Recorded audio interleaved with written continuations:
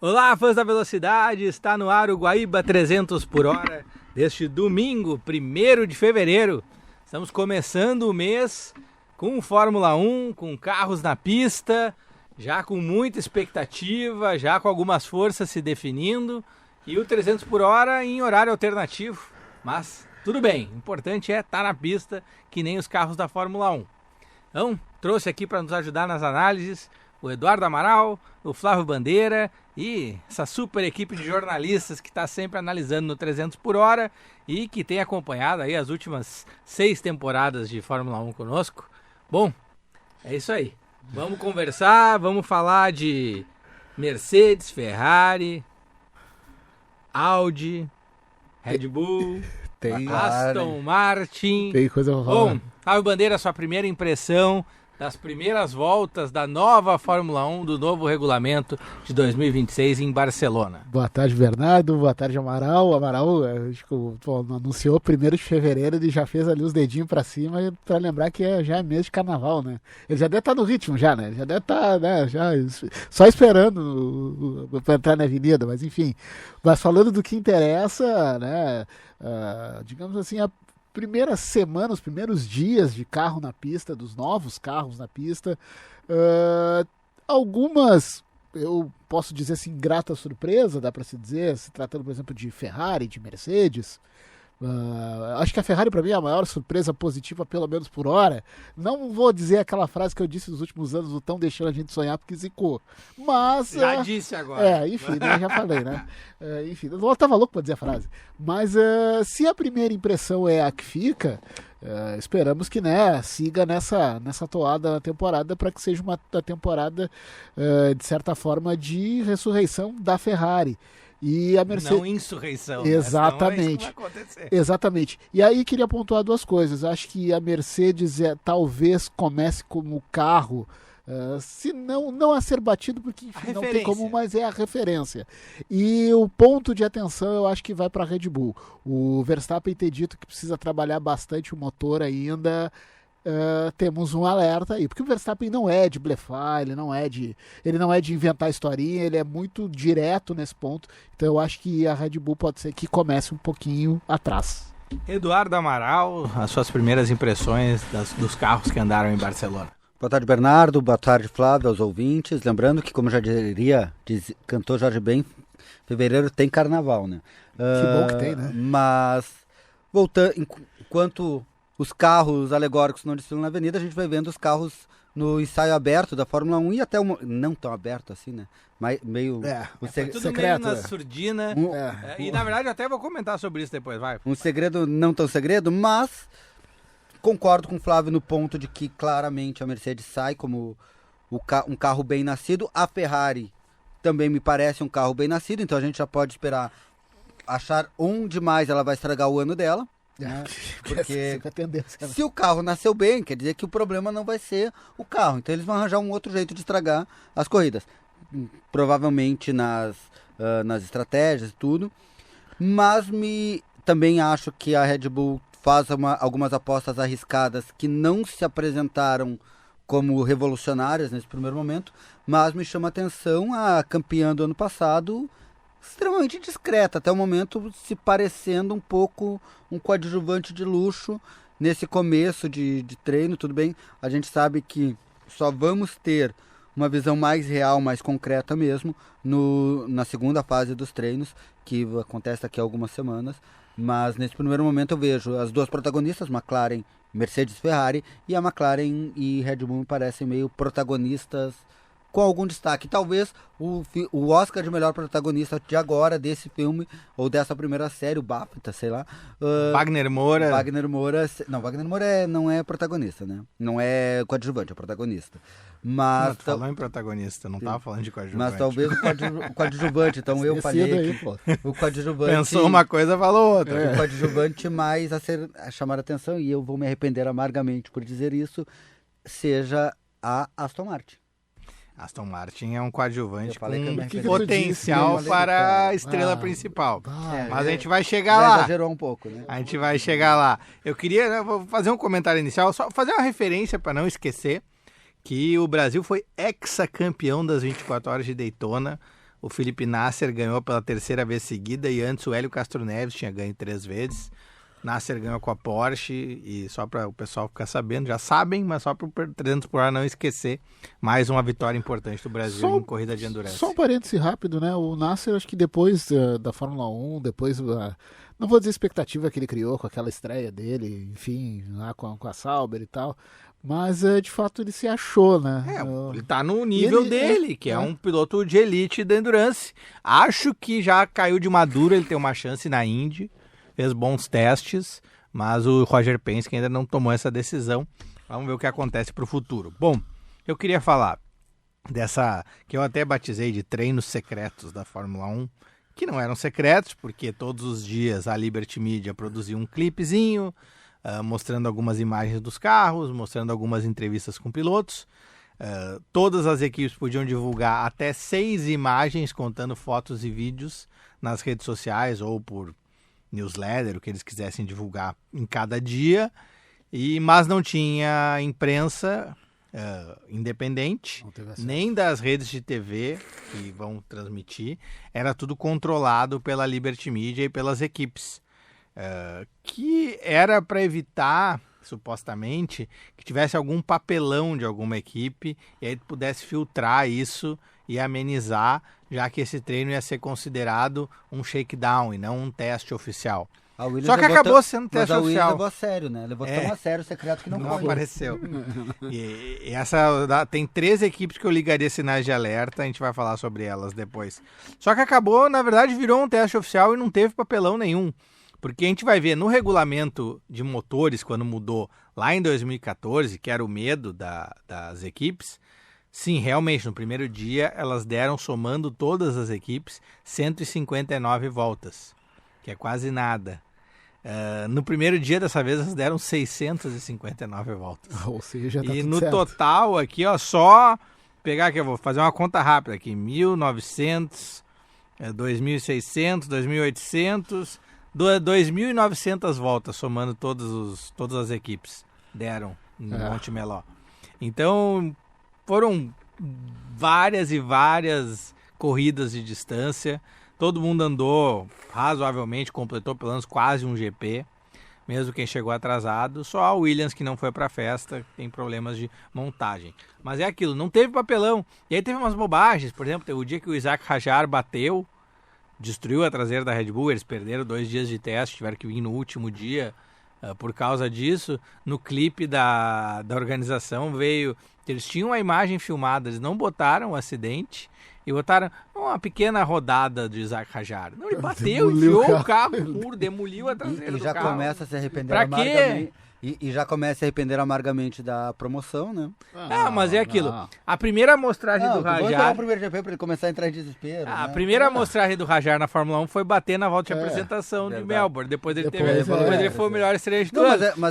Ele já começou cedo batendo. Já melhorar. O negócio dele é assim, ele bate para poder pegar a experiência. Claro. Se bem que, assim, não é nem por ele, né? Mas é mais pela máquina de moer gente, de moer piloto, que é aquele carro 2. Mas ainda assim, agora, por exemplo, não vai ter a figura nefasta do Marco, já não tem o Horner há muito tempo. Os carros mudaram, exato, eu acho que... É o melhor momento para alguém estrear numa Red Bull, quer dizer que é um bom momento. Sim, mas igual eu acho que agora com o Laurent Mekies, eu acho que mudou um pouquinho, pelo menos essa percepção que eu tenho, que não acho que vai dar uma segurada nesse moedor de carne, sabe? A própria Red Bull se prejudicou muito nesses últimos anos. Muitos pilotos, além de ter perdido pilotos, perderam muitos pontos. Perderam campeonatos de construtores nisso, sabe? Um piloto desmoralizado não vai render. Exato. Então, talvez E continuar jogando a vida inteira para um piloto que, por melhor que seja. Dito isso, só para fazer a referência de pilotos desmoralizados, o Sérgio Pérez saiu desmoralizado da Red Bull, agora voltou com a Cadillac. E eu vou excluir a volta do Lance Stroll, porque foi uma volta já com problema mecânico no primeiro dia da Sommage. O pior tempo de todos os que andaram em Barcelona foi o glorioso Sérgio Pérez. Saiu desmoralizado 1 minuto e 21:024. Ele saiu desmoralizado pelo terceiro, agora ele resolveu desmoralizar ele mesmo. É uma boa política. Mas, de novo, assim, é que a Red Bull também precisa fazer essa virada de outros pilotos, de saber jogar, Porque o Verstappen tá com o pé que é um leque daqui a pouco para sair da equipe. Não, Os próximos anos ruins, ele não tem nem obrigação de ficar lá. Digo como piloto que quer continuar ser campeão ou não, seja lá o desejo dele. Salvo engano, agora tá falando do Verstappen, ele tem uma cláusula que ele pode sair no fim do ano. Se ele não for terceiro Se lugar, fizer um carro de Ferrari, sim. Ele pode, inclusive, sair fora. Mas para dar mais, abastecer um pouquinho mais. É muito importante andar nesses testes. Os tempos de volta são menos importantes, apesar de que eles trouxeram uma boa notícia, que eu já vou dizer qual é. Mas, por exemplo, motores. A Mercedes deu 1.134 voltas. É o motor que mais andou, é o que tinha mais equipes lá na pista andando, mas empatado com a Ferrari. E ficou parelho, na verdade. A Ferrari deu 991 voltas. Então, 2 motores que estão muito bem encaminhados na expectativa de confiabilidade. A performance... E dá para medir pelos outros que andam com motores deles também, que também andaram muito. Estou dizendo, são várias equipes, são as duas que têm mais equipes. A Cadillac foi a primeira a andar com o motor Ferrari, mas depois a Ferrari chegou e andou mais tempo que a Cadillac. Inclusive que a Haas, quem mais andou além das grandes foi a Haas, que deu 390 voltas sozinha. Mas é aquilo. A performance a gente não vai saber ainda, até porque tem um incentivo para eles não andarem com o motor no máximo, porque tem um aspecto no regulamento que diz: se tiver uma diferença muito grande, a FIA pode intervir para equacionar a performance. E eles não vão querer isso antes da temporada começar, eles vão pelo menos querer ter uma vantagem para começar o ano. Então ninguém que está com um canhão debaixo do capô, entre aspas, vai mostrar tudo que tem. Nem Ferrari, nem Mercedes, nem Red Bull, muito menos Honda e Audi. Então, isso aí a gente só vai saber quando começarem a andar. Mas por hora não mas a quantidade de voltas... Não tem canhão para mostrar, né? A quantidade de voltas é importante. Aí tem o sinal de alerta, principalmente para a Audi, porque a Audi fez os 3 dias, ela anda sozinha, a Honda também anda sozinha, mas a Audi em 3 dias só deu 240 voltas. Ela andou pouco, ela teve problema em todos os dias que andou, tanto com o Bortoleto quanto com o Hülkenberg, e é um carro que andou pouco para o tempo que poderia ter andado. Isso já mostra que eles vão ter que resolver muita coisa, e eles têm know-how zero de Fórmula 1. Né? A Honda chega com um motor totalmente novo, mas tem um know-how gigantesco de Fórmula 1. Sim, mas eu digo que a Honda pode mostrar mais cedo o trabalho. Deu só 66 voltas, porque o carro da Aston Martin só veio efetivamente para o último dia. Né? E aí eu queria uma coisa antes a gente vai acabar entrando na aerodinâmica logo mais. Mas para esse ano, os motores são muito importantes. Até estava lendo um pouquinho antes. Pode ser o grande diferencial. Algumas comparações com 2014, que é aquilo que a gente falou, que a gente comentava no outro programa que eu participei, que a gente vai viver um momento um pouco parecido com 2014, no sentido de que os motores são complexos. Né? O que fez a Mercedes crescer foi que ela entendeu a complexidade daquele motor e achou a forma de fazer. Esse motor também vai ser difícil de trabalhar. Na verdade, a montagem dele não é complexa, mas o funcionamento eletrônico... Não, o funcionamento eletrônico dele é complexo, porque tem essa questão, 50% combustão, 50% elétrico. E quando tu não tem nada de elétrico, tu tá sentado no meio do asfalto. E por isso as equipes vão ter que aprender a distribuir ao longo da volta o quanto consegue recuperar, o quanto consegue usar.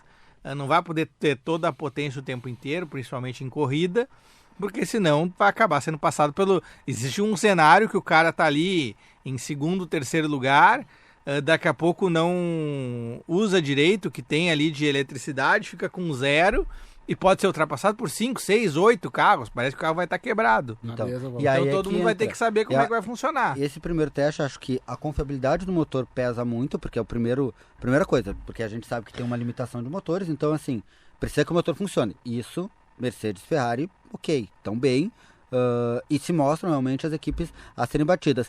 E aí, indo ao encontro do que o Bernardo disse, realmente, desempenho a gente vai ver ali pra frente. Mas também tem aquilo, quem vai conseguir lidar com esse motor ao longo de toda a temporada para desenvolver ele, que vai aprender. E a Mercedes nesse ponto, acho que ela sai na frente pelo seu histórico. A Mercedes lá atrás já mostrou que ela sabe lidar com esse tipo de motor mais refinado. Vou usar esse termo, talvez não seja o termo mais correto, mas me parece que a Mercedes tem um know-how pro inglês ela tem mas que método, ela tem fábrica, ela tem... Na verdade, assim, em termos de fábrica, é equiparável a Mercedes e a Honda. Só que a Honda, a fábrica está longe, a comunicação é diferente, a filosofia é diferente e os alemães são mais eficientes, talvez. Os japoneses são mais inovadores e dedicados. E os alemães são mais eficientes em trazer a mudança e o que precisar primeiro. E os italianos da Ferrari? Os italianos é talento. É talento e bagunça. Que às vezes sai uma mágica incrível. Tanto é que, por exemplo... A Ferrari é mágica, né? Vamos combinar. E mágica às vezes dá errado. Tanto é que a gente tá, ainda que a gente esteja ressaltando a possibilidade de ter um carro bem nascido da Ferrari e tal, a gente tá cheio de ressalvas, né? Porque, né, a gente sabe que tá sendo esses últimos anos. Mas vamos pra boa notícia maior. Quem foi o mais rápido da Shakedown Week? O brasileiro. Lewis Hamilton. E o brasileiro Lewis Hamilton. É bravo, né? Vamos falar em inglês, né? Lewis Ou fala em português. Luiz Hamilton. Luiz Milton. Virou 1 minuto 16.348. Melhor que o George Russell de Mercedes, que foi a referência ao longo de quase todos os dias, com 1:16.445. E a McLaren, 1:16.594 com o Lando Norris. Então, bem equilibradas as três prováveis protagonistas da temporada. Ou seja, só agora eu vou pegar esse gancho. As três prováveis protagonistas. Tu viu que a gente... Há ainda uma desconfiança sobre a Red Bull se recuperar para esse ano, né? Sim, e sobre a Aston Martin trazer uma surpresa. Adrian Newey... O Bernardo tá acreditando. Não, mas é que o Adrian Newey é que entra o problema. E tem a parte da minha que quer... brigar com o Bernardo, porque eu sei que ele tá falando isso por causa do Alonso, mas tem a parte que é o Newey.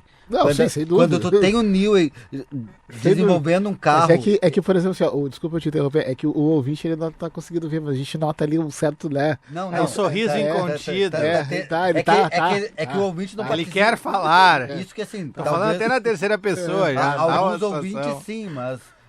eles não, a maioria dos ouvintes talvez não tenha o prazer e o ódio de ter que conviver, a dor e a delícia de conviver com o Bernardo nos grupos de WhatsApp, que qualquer coisa ele tá mandando em espanhol já. Ele já tá retuitando só site espanhol, inclusive. É bravo. Né? Mas tem que destacar que a cobertura lá na Espanha do Twitter Soy Motor... Boa. Muito boa a cobertura do Soy Motor. Eles arranjaram um morro lá que tinha vista para o autódromo, que teve todo um cerco de segurança para não ficar perto, e eles trouxeram muita coisa legal. Só saindo rapidinho da Fórmula 1, tu viu que o tenista, o Carlos Alcaraz, homenageou o Alonso? Sim, fez a pose quando o Alonso foi campeão. Ele lembra? Não, ele não era nem nascido, pois eu acho. Não sei se ele era nascido. Pois é, boa pergunta. Da última vitória, com certeza. Não, da última ele deve ser nascido. Da última vitória, ele não deve acho que devia ter, sei lá, 2006. Não sei quantos anos estava o Alcaraz. Eu também não faço ideia. Mas enfim, o que eu queria dizer que é boa notícia desses tempos de 1 minuto e 16? Porque esses tempos já são equiparáveis às melhores voltas em Barcelona do regulamento anterior. Se previa que esses carros fossem até 5 segundos mais lento, e o que a gente está vendo é que vai ser 2 segundos, no máximo 3, para os carros de ponta. Então não vai ter uma perda de percepção de velocidade muito grande, que nem se temia que poderia ter, porque 5 segundos tu consegue ver na TV que o carro é mais lento. 2 segundos não dá tanto... E aí agora... Só um olho muito treinado. O ponto que eu acho que é interessante, o Bernardo provavelmente vai falar mais, mas é aquilo, a gente falou bastante de motor. O motor vai ser a grande atenção no início. Assim como é 50% elétrico, 50% a combustão, eu acho que é 50% motor, 50% a nova aerodinâmica. E aí entra a nova aerodinâmica, é o que está... Motor a gente não sabe muito ainda como é que foi o desenvolvimento, como cada um leu esse motor, mas a gente já conseguiu perceber que nos carros a aerodinâmica são muito diferentes. É muito legal, porque tem 6 filosofias mais ou menos diferentes. Não, e é bacana, os amigos acho que devem ter visto, e eu fui olhar nas redes sociais, uma foto com dividido em várias, né, mostrando os outros carros, enfim. Uma montagem. Isso, boa, não estava vindo o nome. É uma montagem com acho que quase todos os carros, a diferença de aerodinâmica, principalmente na parte frontal do bico. O mais incrível é o da Williams. Sem dúvida, que é o que não apareceu, né? Mas enfim, é brabo fazer essa brincadeira com a Williams. A Williams veio com carro, a Red Bull veio com o não difusor, a Williams veio com uma novidade maior ainda, que é o não carro. Pior. Eu aprendi o difusor da Red Bull de difusero. Pior e a Williams veio com carro zero. Pior não é isso, tipo, essa semana, agora que a gente tá falando da Williams, essa semana, um dos grupos que também tem, uma gurizada que fala de Fórmula 1, pediu, pessoal, tem alguém sabe de alguma promoção e tal, que eu quero agora, próxima semana, meu sobrinho tá de aniversário, e eu quero dar de presente pra ele o Lego da Williams.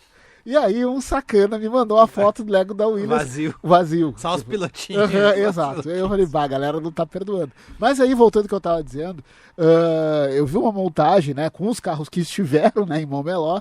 A diferença da aerodinâmica, principalmente no bico ali, a parte frontal dos carros, é muito nítida. Eu acho que até para quem não, digamos assim, manja, assim, sabe? Tá bem diferente. Diferentes laterais, Santo Antônio, e mesmo os aerofólios. E eu acho que fazia... estão usando, né? Exato. E eu acho que eu não lembro, assim, no recorte mais recente da Fórmula 1, ter tanta variação entre os carros. Quando mudou o regulamento, que a gente teve também 5 propostas diferentes. Daí veio o sidepod zero, eu me lembro que a grande diferença ali que a gente via, que era muito gritante, que era justamente o sidepod. As laterais, por causa que tinha o túnel, tinha que fazer os túneis de Venturi. Que aí tinha a marca enorme da Aston Martin, tinha os aeropós da Mercedes, 2 opostos. Tinha o da Ferrari, que era um caixão quase. Exagerando um pouco. Tinha uns vales. Mas esse era o Grand Canyon, vamos falar uma coisa mais poética. Esse ano a coisa é mais sutil, talvez. Não digo sutil, mas ela é mais no detalhe ali. É que eles emprestaram algumas coisas do regulamento anterior, buscaram inclusive coisas lá do regulamento de 21 e aí aplicaram nesses carros. Um detalhe, todo mundo disse que foi muito difícil desenvolver esses carros aerodinamicamente, porque o tempo foi muito curto. Sim. E por isso que eles pegaram referências. O regulamento de 20, que entrou em 21, eles tiveram 4, 5 anos para fazer. Esses tiveram 1 ano e meio, efetivamente. Sim. Então, teve uma transição muito mais complexa. E ainda que tenha tido essa transição, e se tratando de Fórmula 1 é um curto espaço de tempo, né? E ainda tem mais acho que atenuante. A gente não pode desprezar que tipo, a temporada anterior acabou, não tem um mês e meio, quase. Agora vai fazer 2 meses. Agora e assim, o que torna um campeonato mais interessante, porque numa situação assim, muita gente que não desenvolveu bem pode desenvolver, muita gente que largou bem pode se perder. E pode ser um campeonato horrível também. Pode ser um campeonato que alguém faça uma nave espacial e ninguém chegue perto. A gente tem que fazer todos esses alertas. Aí, de novo, a primeira amostra não diz isso. Por enquanto parece. Que tudo é muito complicado de analisar, também por causa dessa coisa da aplicação do potencial elétrico. Porque daqui a pouco pode ser, a Ferrari e a Mercedes estão equiparadas aqui, fazendo no treino de classificação. Vamos dizer que isso aqui foi uma simulação de qualify. Aí vai para a corrida, a Mercedes tem uma eficiência muito maior da parte elétrica. E aí a Ferrari faz 2 voltas boas e uma volta eles têm que recuperar energia. Sim. Já a Mercedes faz todas as voltas mais ou menos parelho. Numa média. E aí nós vamos ver. Eu não sei como é que vai ser agora isso, seria mas muito, o que eu estou imaginando que pode acontecer. Olhando, não que vai acontecer. Ou o contrário, né? A Ferrari está melhor. Não que vai acontecer, mas vamos lá. Podem até gravem, marquem. Seria muito interessante se o campeonato acabasse sendo disputado entre Hamilton e Russell, né? Ia ser legal, ia ser uma das disputas bem interessantes. Ia ser legal. Teríamos protagonistas, ou se for o Verstappen. Mas assim... É que eu não tô realmente acreditando na Red Bull porque assim, ano passado já foi um parto, o Verstappen já fez um milagre, porque já foi um parto a Red Bull fazer um carro realmente competitivo. Não era um carro ruim, não era o pior. O problema da Red Bull é não ter o Adrian Newey. Sim. O problema de todas as equipes. Ainda tem várias referências do Adrian Newey nesse carro daRed Bull. Sim. Mas é coisa que o pessoal aprendeu. Só que não tem o Newey.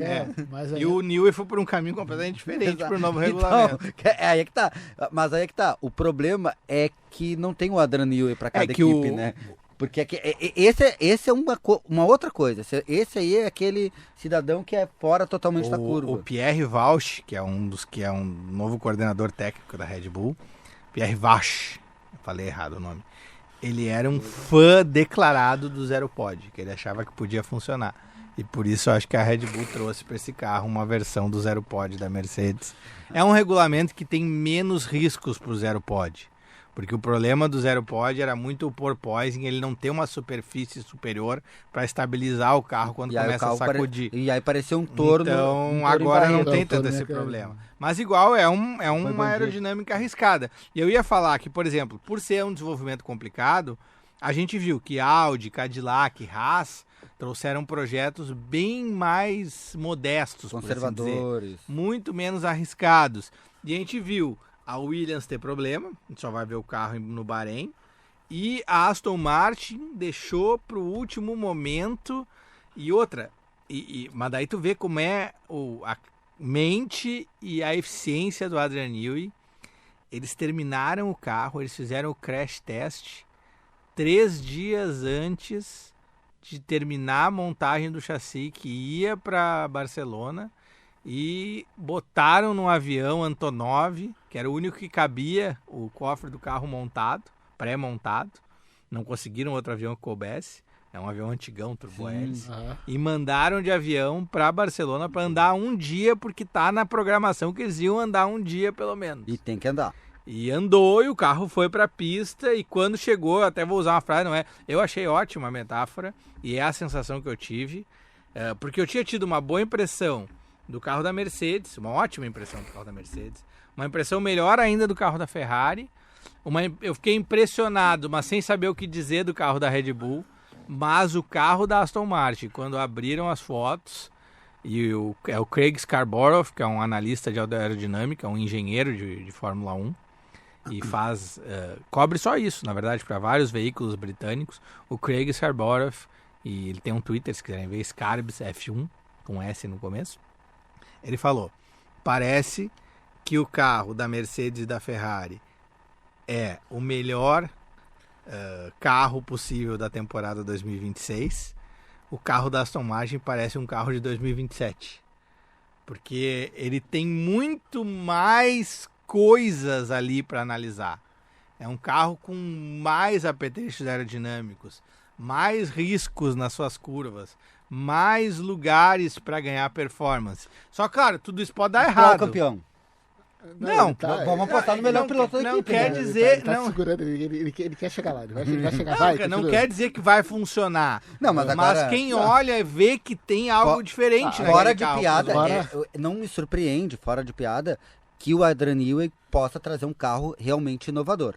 Isso, o que talvez seja a grande dificuldade, seja a continuidade desse investimento ao longo do ano, por mais que a Aston Martin esteja tentando se estruturar, e o fato de que ele tem um piloto realmente para desenvolver, que é o Stroll, né? Não é aquele espanhol aposentado. Não é aquele espanhol aposentado. Ali já deu, né?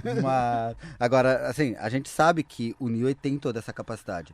Meu único medo agora é que o Bernardo, assim, ele tá muito otimista com a Ferrari. E a última vez que eu vi o Bernardo otimista foi com o zero pod da Mercedes na pré-temporada que ele largou. Eu nunca me esqueço da frase. Mercedes, sua danadinha, que ele jogou no grupo. Ninguém esperava. Dizendo, vai dar tudo certo. Mas é isso, que é o mesmo caso da Aston Martin. Com a diferença que tem o Adrian Newey na Aston Martin. Não, mas aí é que tá. Eu acho que a Mercedes desse ano, o potencial é a Red Bull.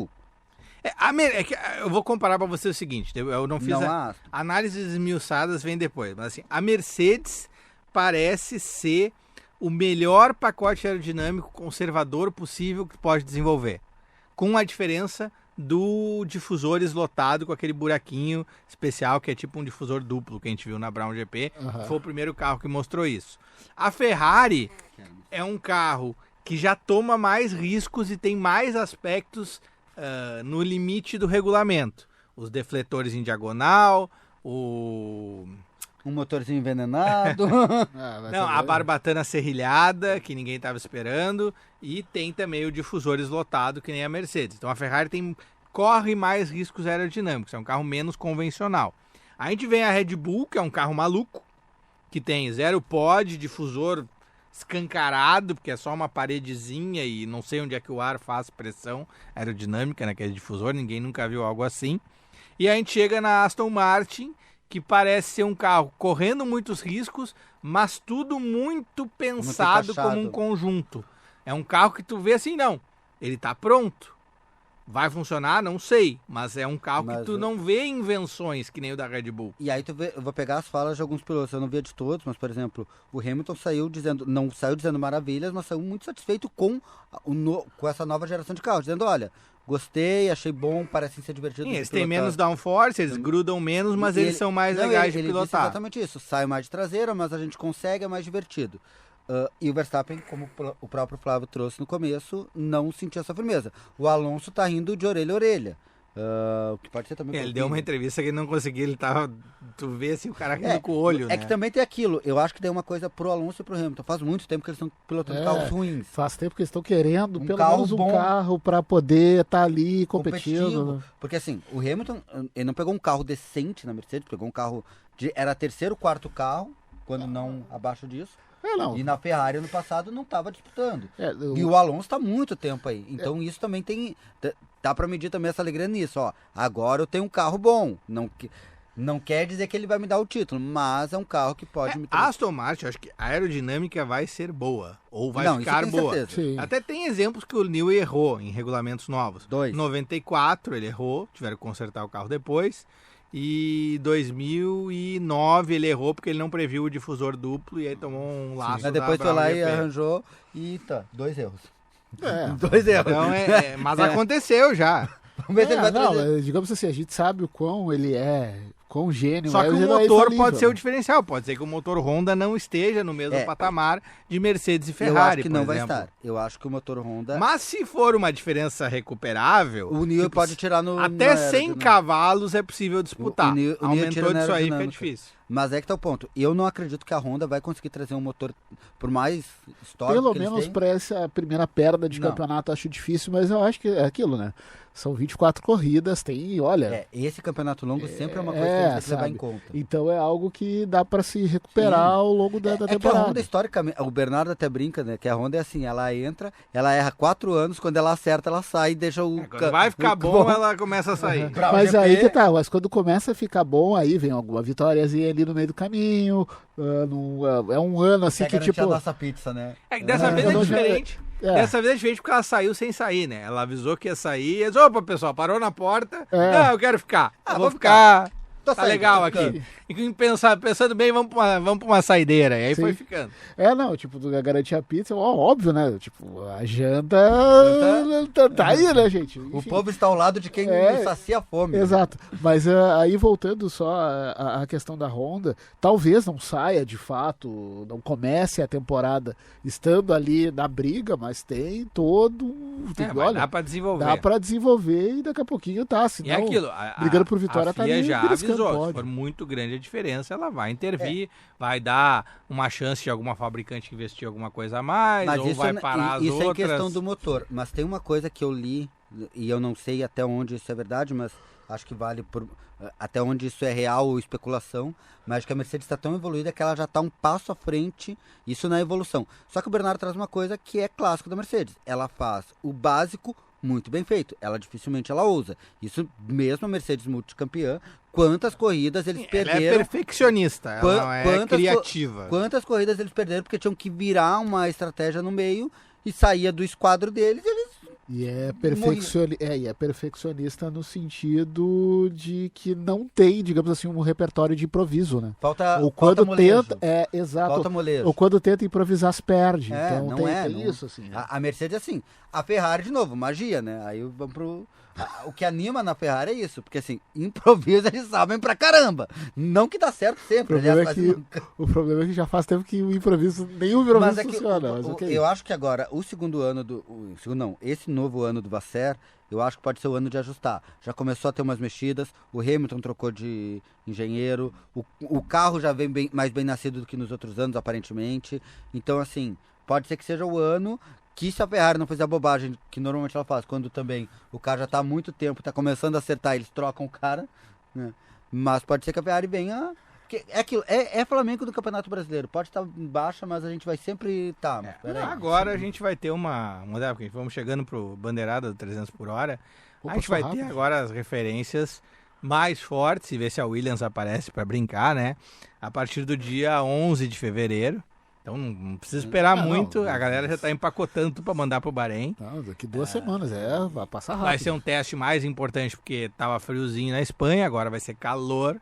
Então esses equipamentos vão para... A elétrica funciona menos bem quando está muito calor, então eles vão ter que E tem uma coisa que a gente resolver. não pensou, que tem pneu para testar também, né? Sim, a Pirelli disse que foi bem tudo dentro do que ela esperava, Então não teve nenhuma surpresa. Então o pneu vai ser uma droga. Não, só fazendo uma pequena correção, Tchau, mas patrocínio. o Bernardo tá falando friozinho em Barcelona nessa época, é frio pra caramba. Não é exatamente, friozinho, não, é bem que frio. ajuda os carros, eles vão ter que enfrentar, atrapalha os pneus que não esquentam, mas ajuda o carro. Até porque a primeira parte da temporada, se eu não me engano, boa parte dela vai ser no verão do Hemisfério Sul, né? E quem vai ter mais trabalho, a gente não analisou muito, quem vai ter mais trabalho vai ser a Audi e a Cadillac, que andaram pouco, andaram sempre com tempos bem modestos, e essas vão ter mais trabalho. Tudo bem, o objetivo não é andar lá na frente, mas já tem até papo que a Cadillac, por exemplo, pela média de voltas dela, ela teria alguma dificuldade para entrar no 107% daquele tempo de classificação. Mas, de certa forma, desculpa te interromper, era meio que esperado, né? Porque, enfim, não é fácil começar do zero. Exato, e a Cadillac, ao longo do ano passado mesmo, a gente ficou meses dizendo, poxa, quem é que está desenvolvendo esse projeto? Tem que começar de verdade, né? Exato, então eu acho que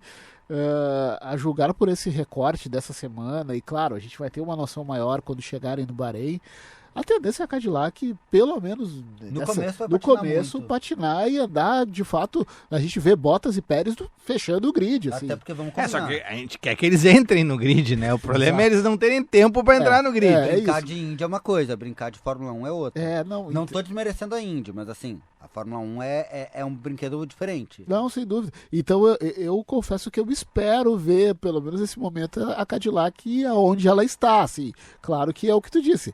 Ela tem que ter pelo menos uma performance para estar no 107%. Mas ao que tudo indica, ela já tem um carro a menos para competir, né? Pelo menos nesse primeiro momento. A Williams nem carro tem para mostrar. Não, mas a Williams vai vir bem, acho que não. Agora tu já imaginou ser o pior? A Williams não entra e faz tempo melhor.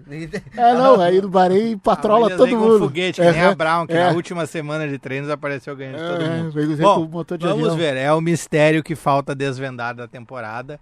Vem os testes no Bahrein. E agora a gente vai para o pit stop do 300 por hora e já voltamos com mais velocidade. Voltamos do pit stop do 300 por hora nesse domingo, é dia de corrida, né? Mas é preparação para a temporada. E agora vamos falar de corrida regional, vamos falar de um dos palcos do automobilismo gaúcho, que felizmente tem novo proprietário, tem um grande evento de reinauguração.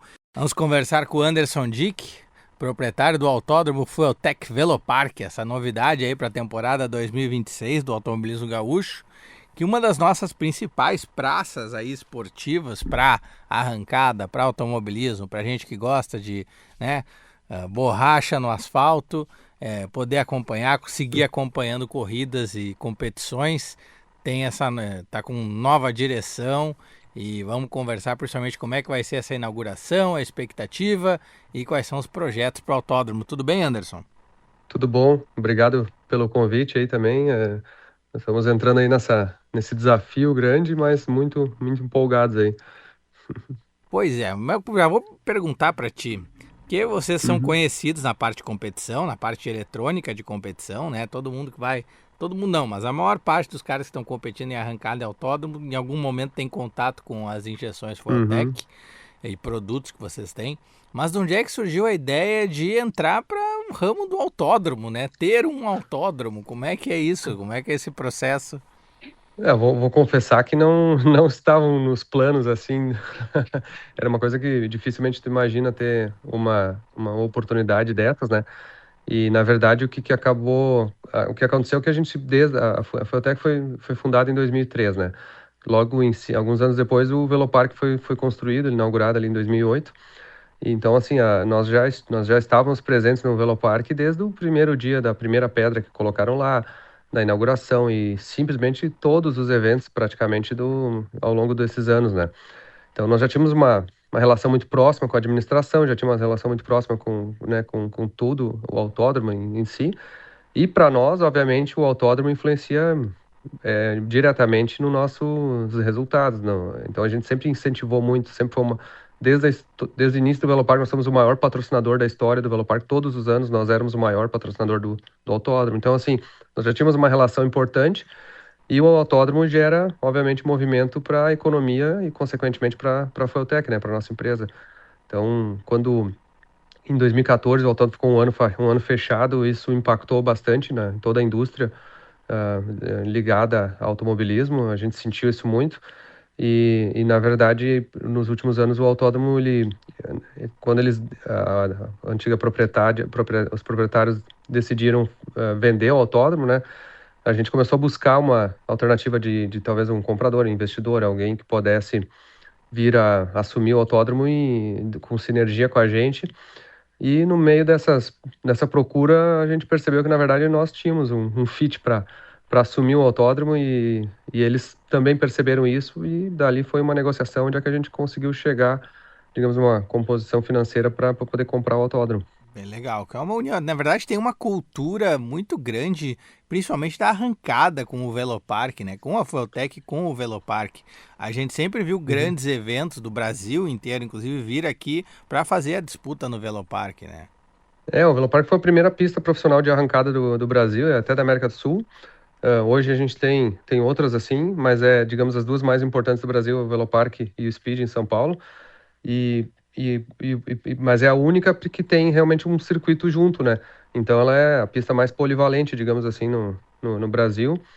E pode sediar não só eventos de arrancada, de circuito de diversas formas, mas isso abre um leque muito interessante, né? A Fueltec, obviamente, começou muito na arrancada, começamos em Tarumã, Autódromo de Curitiba, o AIC, o antigo, né? Então a gente sempre esteve muito presente na arrancada e cresceu muito com isso também, né? Mas obviamente hoje a gente está presente em todas as formas de automobilismo, né? É bem bacana. Anderson, vamos falar um pouquinho como é que vai ser essa inauguração. Eu vi que tem bastante atrações, tem influencers que vão vir aí de vários lugares, tem uma caravana, vai ter drift, vai ter carros antigos, vai ter projetos especiais da Fueltec. Conta um pouquinho pra gente como é que vai ser. Exatamente, a gente está fazendo, se for pensar uma das coisas que a gente quer transformar um pouco no automobilismo é que o automobilismo cada vez mais ele tem que ser show, né? Hoje tu vai num jogo de futebol, tu tem um espetáculo, assim, tu não tem só um jogo por si só, né? E isso acontece na Fórmula 1, acontece em todas as formas, assim, de automobilismo, está virando cada vez mais um espetáculo, né? E a gente quis fazer um evento de inauguração, uma reinauguração, digamos assim, aonde a gente trouxesse, digamos assim, um espetáculo que às vezes as pessoas não estão muito acostumadas a ver. Então a gente vai ter um evento no sábado, dia 7 de fevereiro. Ele vai, até porque é verão, ele vai começar às 5 da tarde, né? Pegando o pôr do sol e vai até tarde da noite ali, mas até meia-noite, digamos assim.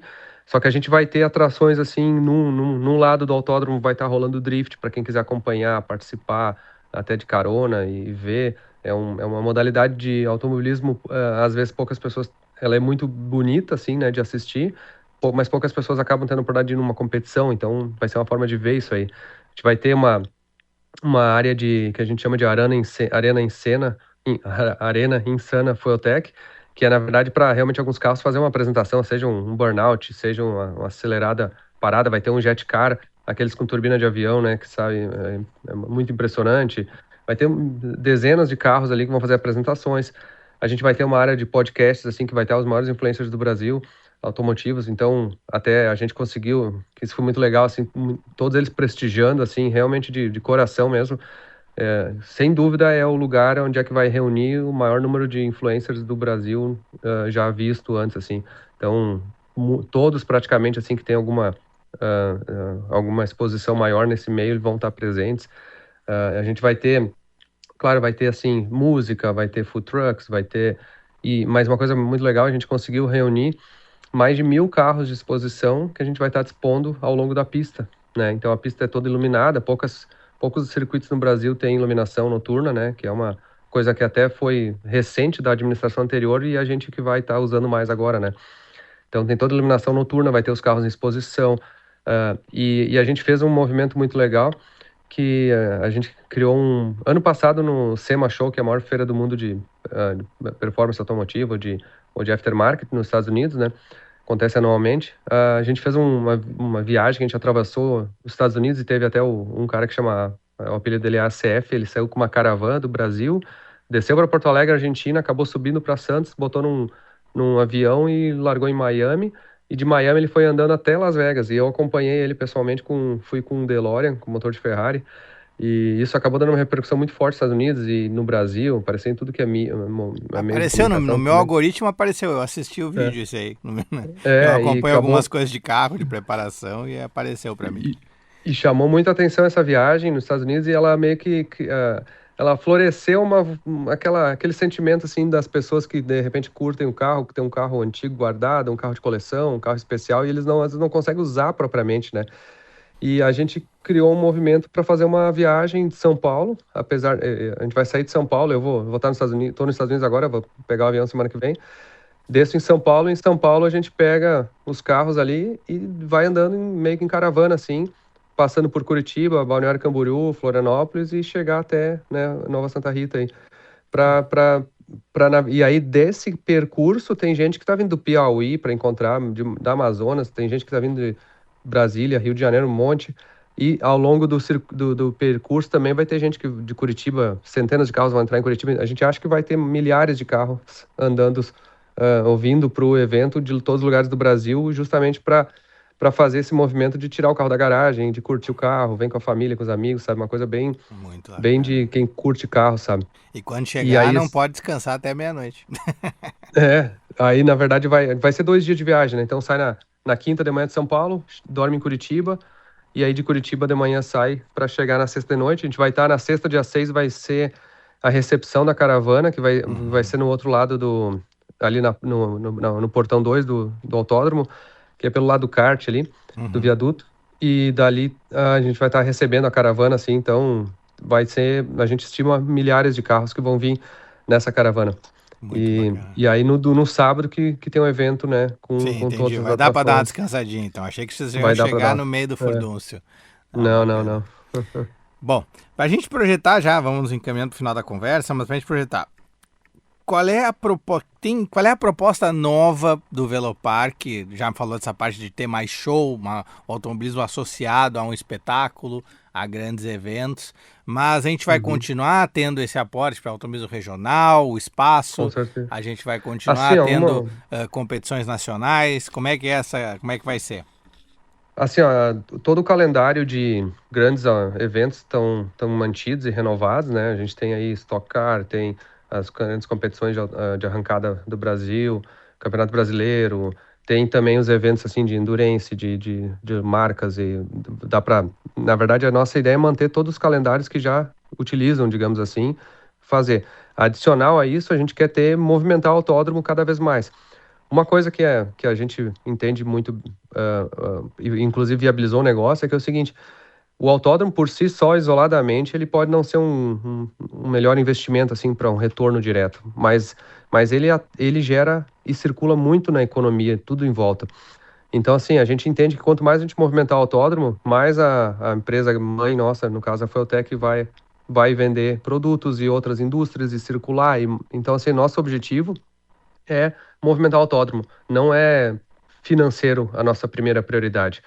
A gente fez um investimento, já está fazendo investimentos grandes no autódromo, a gente renovou, limpou, pintou, tá, assim, arrumando Wi-Fi, fazendo banheiros, dando uma atualizada, um up, assim, no autódromo para realmente atender bem. E nessa inauguração, a nossa expectativa é surpreender todo mundo, assim, que as pessoas cheguem lá e fiquem, assim, abismadas, assim, do que eles vão estar vendo, sabe? E o objetivo é trazer não só gente, assim, que está ligado ao automobilismo, aquela pessoa que vai numa corrida e assiste toda a corrida, mas aquele entusiasta, às vezes, assim, que gosta de carro, mas de repente nunca tinha uma desculpa, uma oportunidade para ir no autódromo, ou nem entendia que podia se divertir ali de uma maneira diferente. Então, assim, a gente quer ter eventos diferentes, a gente quer ter shows no sentido do ramo automotivos, quer incentivar o automobilismo em todas as suas modalidades. A gente tem todos os cursos ali de aprendizagem, de pilotagem. A gente adquiriu os Veloces, né, que são aqueles carros de circuito ali que tem as aulas. Temos programas já bem fortes para fazer cada vez mais aulas. Nosso objetivo é movimentar de domingo a domingo o autódromo, sabe? Então, a gente também comprou uma área lateral ali de 20 hectares que a gente vai fazer uma expansão, possivelmente, da pista, que a gente vai fazer mais uma área, eventualmente até de parte de off-road, e tem alguns planos ali bem audaciosos, até eu diria assim, para modernizar o autódromo e fazer mais áreas assim, até de áreas de áreas VIPs, áreas assim, para poder levar a família no autódromo e ter realmente um lugar que a esposa pode assistir a corrida sem ser no sol, esse tipo de coisa, sabe? Bacana, já não sei nem perguntar duas coisas que o pessoal sempre pergunta do Velopark, tu já me respondeu. É o conforto para o espectador, né? Pensar como é que é o cara que está assistindo lá, principalmente quando está muito calor. E essa questão da expansão da pista, né? Que todo mundo tem curiosidade, se tem um jeito de fazer um pouquinho maior, apesar do traçado ter umas coisas interessantes. A gente sempre fica curioso, até porque tinha um projeto original que ela era maior também. E originalmente ela era menor também. Quando completaram pela primeira vez a pista, aquele início ali, as primeiras curvas, não tinha como era agora. Era menor, era um grampo, que eu lembro. Mas, Anderson, muito obrigado. Nós vamos conversar mais projetos do Velopark, da Fueltech. Espero estar aí no evento também do dia 7. Espero poder acompanhar junto com vocês. E a gente acelera junto aqui no 300 por hora. Eu que agradeço essa abertura e convido todo mundo aí que até um aviso importante, o evento de inauguração, ele foi um sucesso tão grande que esgotaram-se praticamente os ingressos, assim, eu não sei quando é que vai ao ar isso aqui, ou se tá nesse momento, mas tá esgotado agora com uma semana de antecedência, já esgotou os ingressos, então, por mais que a gente quer que todo mundo vá, a gente tem que lembrar as pessoas, não adianta ir se não tiver o ingresso, então, por favor, não venham, porque infelizmente ou felizmente, esgotou todos os ingressos já antecipadamente. Vamos convidar para o próximo evento do Velopark, então, a gente avisa antes, a gente vem aqui antes, aqui no 300 por hora para falar. Muito obrigado, Anderson. E sucesso aí com essa nova empreitada. Nós vamos junto, que o 300 por hora, cada autódromo faz diferença pra gente aí correndo no Rio Grande do Sul. Muito obrigado. Um abraço. Um abraço. Aí o Anderson Dick, muito legal essa iniciativa da Fueltech. A gente vai poder esperar, iluminação no autódromo, quem sabe umas corridas noturnas no Velopark, Stock Car por aí, daqui a pouco uma Copa Truck, tem muita coisa para correr no Velopark. Bom, ficamos por aqui no 300 por hora, voltamos semana que vem. Vem agora o Grande Placar Guaíba com o Martin Moura. Um abraço.